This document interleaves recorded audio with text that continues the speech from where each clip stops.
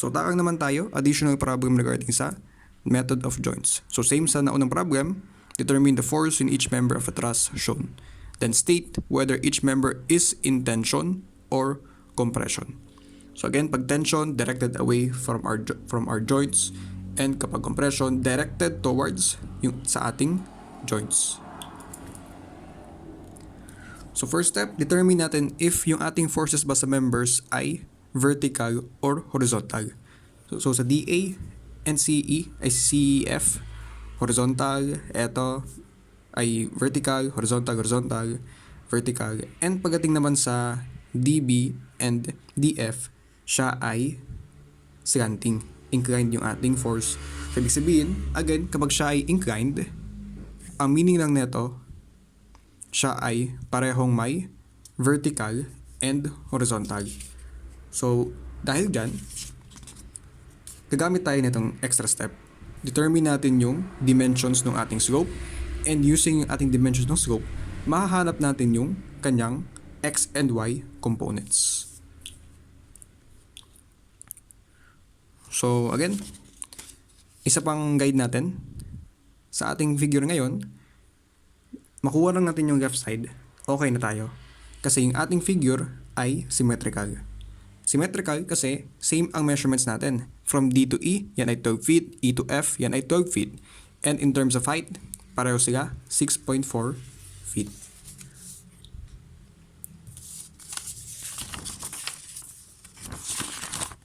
So, ito na tayong space. So, regardless if ang ating triangle ay DBE or BEF, same lang naman ang kanyang measurement. So additionally, kung bakit siya symmetrical, kasi sa left side natin, meron tayong 1 and 4, and sa right side, 4 and 1. Same ang ating forces, and 2.4 pala. So dimensions natin, yung ating height ay 6.4, yung ating base ay 12. Ibig sabihin, ang ating, ano tayo magsulat? Ang ating y over x, yan ay 6.4 divided by 12, which is 6.4 divided by 12, yan ay 8 over 15. Then, step 2, drawing tayong triangle. 8 yung ating y, 15, and meron tayong hypotenuse. So, solving for hypotenuse, using Pythagorean theorem, 8 square plus 15 square.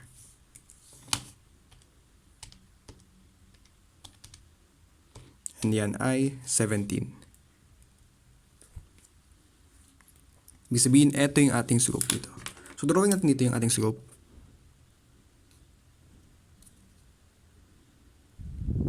Ating hypotenuse, yan ay 17.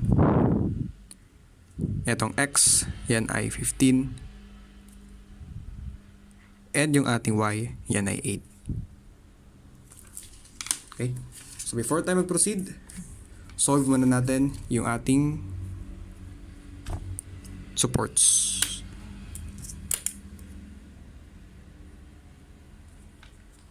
So dy and fy.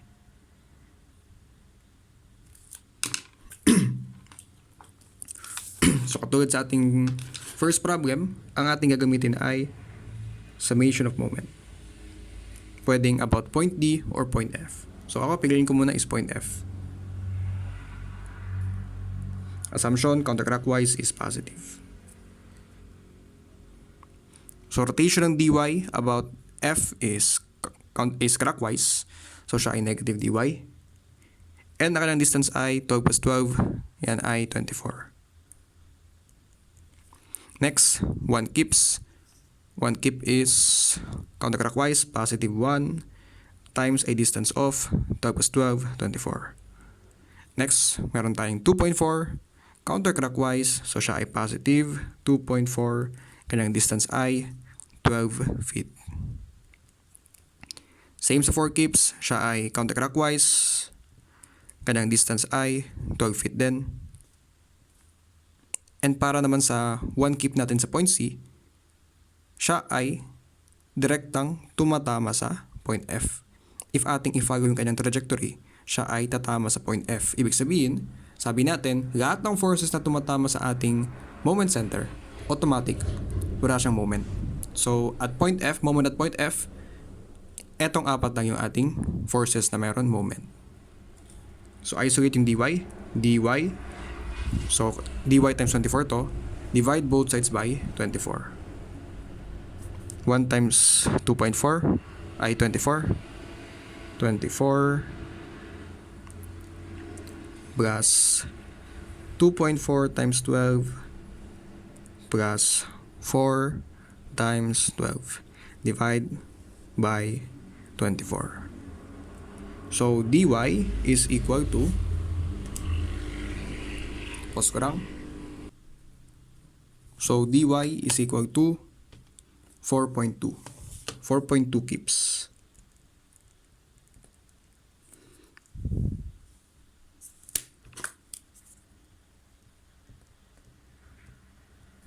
Then for Fy, summation of forces acting along the y direction, positive 4.2, negative 1, negative 4, negative 2.4, negative 1, and positive Fy. So 4.2, pause ko na muna. So siya ay negative 4.2 plus Fy. So isolate Fy, transpose 4.2 is equal to Fy.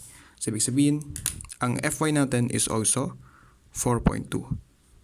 So kahit hindi natin actually ginawa itong solution na to, kaya nating masabi na ang value for dy and Fy is pareho.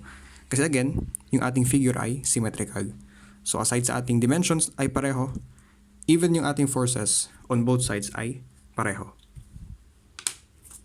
So proceed tayo sa pag-determine ng forces natin sa members.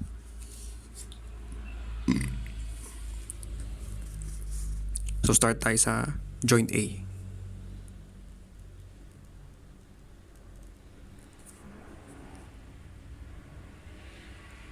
At joint A, 1 kip.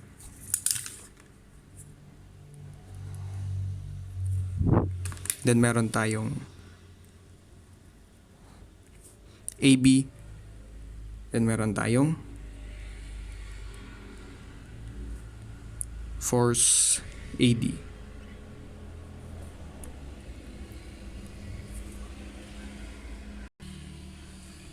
So okay, before tayo proceed, try natin gumawa ng assumption.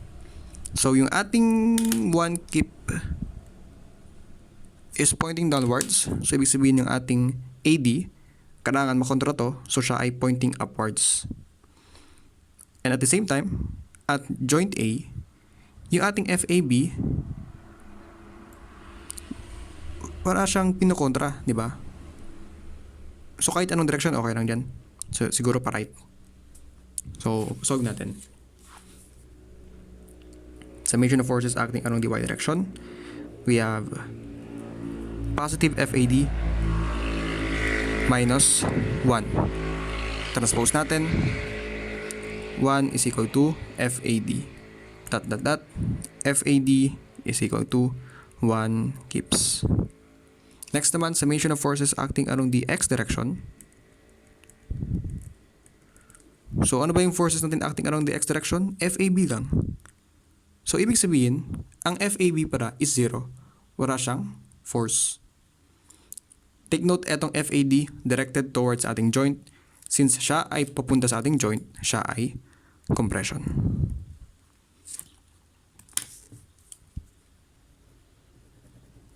Ibig sabihin, compression. Compression. Compression. Tapos eto, wala. So eto, wala din yan. So next, dako naman tayo sa joint D.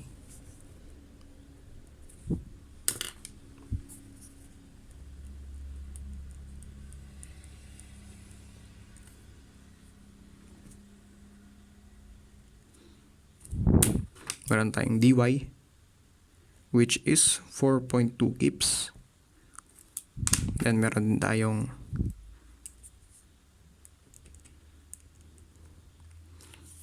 diba? Pointing downwards din to. Kasi compression siya. Ating FAD, yan ay 1 kips. 1 kip.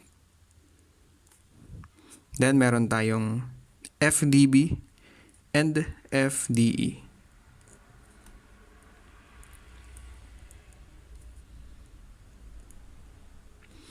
So far, medyo mahirap tong assumption kasi ito upwards, ito downwards.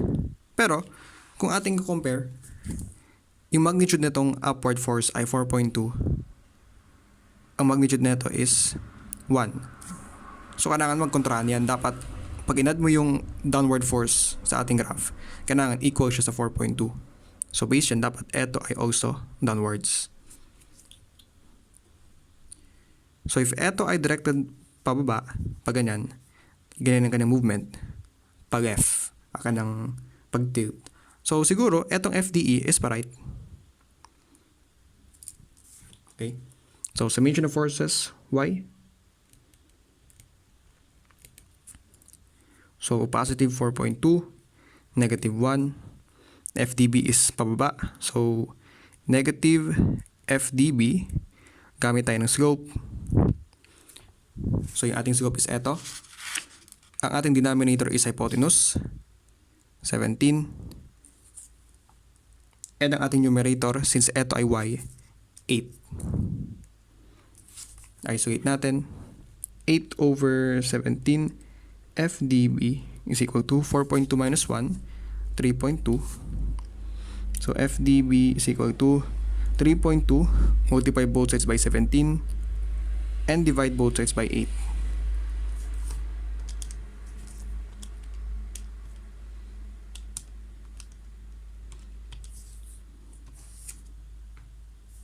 So, FBD is 6.8.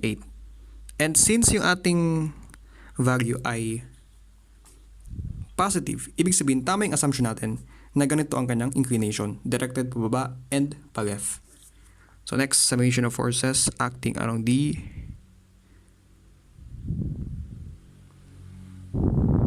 X direction.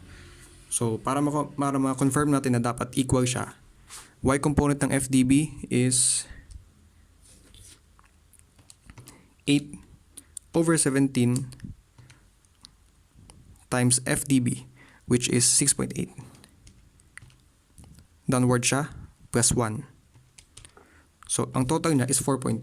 Ang ating total downward force ay 4.2. Total upward force ay 4.2. So, tama tayo. Kasi nagka-cancel out siya. So, FDE is pa right. And meron tayong negative na FDB. Kasi ang kanyang inclination ay pa left. So, X component, copy yung hypotenuse ng ating slope, which is 17.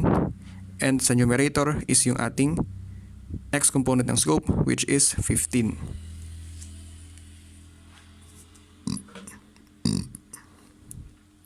Isolate FDE, 15 over 17. Ang FDB natin ay 6.8.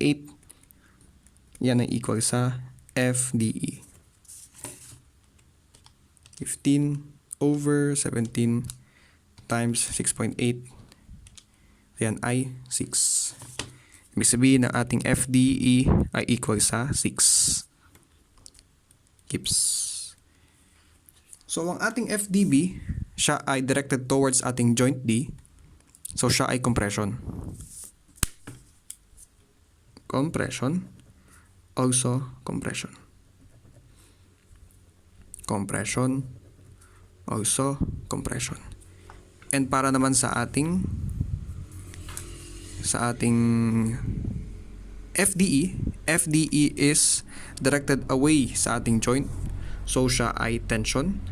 So, dito, siya din ay tension, tension, and tension. So far, ang missing na lang sa ating member is eto. Eto na lang yung ating missing. BE. So, meron tayong two options. Pwede tayong gumamit ng eto at joint B or at joint E. Pero masabi ko, mas madali ang joint E. So bakit ba mas madali ang joint E? Kasi kung ating observe ang joint E, siya ay composed of forces na either vertical or horizontal. Compared sa joint B, meron kang slanting na dalawa. So mas okay, mas convenient kung itong gamitin natin. Mas madali yung pag-solve natin compared dito. So at joint E, drawing natin, meron tayong 2.4 pababa. And sa left natin, we have force DE. Ang force DE natin ay 6 kips. And ang force EF natin is also 6 kips. So actually, isa lang parang missing natin, which is eto. So, ang BE, if tayo gagawa ng assumption, eto left, eto right, so cancel out yan. 2.4 is downwards, so ibig sabihin dapat, ang FEB or FBE is pointing upwards. So, isa lang missing natin dito. So, isang equation lang tayo. Summation of forces acting along the y direction. We have FBE pointing upwards, minus 2.4 pointing downwards, isolate BE, transpose natin yung 2.4. So, 2.4 is equal to FBE. Thus, pwedeng sabihin natin na FBE is equal sa 2.4 kips. So, since ang ating FBE is pointing away sa ating joint, siya ay tension. FDE is also tension. So, siya ay pointing away sa joint natin, and this is also pointing away. So, yan yung ating, ito na yung ating figure. So, siguro itong AB and BC, ito yung tinatawag natin na zero force members. Kasi, zero yung kanyang force. So, although wala siyang force na tig-exert sa ating figure, kung tayo gagawa ng truss, hindi pwedeng alisin yung AB and BC. Again, kahit zero force member siya, kasi maraming trusses ang meron zero force members. Pero kahit zero force member siya, kahit wala siyang force na kinokontra, okay lang na andyan siya. Kasi if alisin natin ng AB and BC, hindi na stable yung ating figure. So, ang purpose lang naman ng zero force members natin is although wala siyang impact sa ating pag-balance sa ating figure and sa movement, ang purpose niya is for stability. Para buo yung ating figure, para hindi siya mag-iba. So, yan yung ating sample problem for method of joints.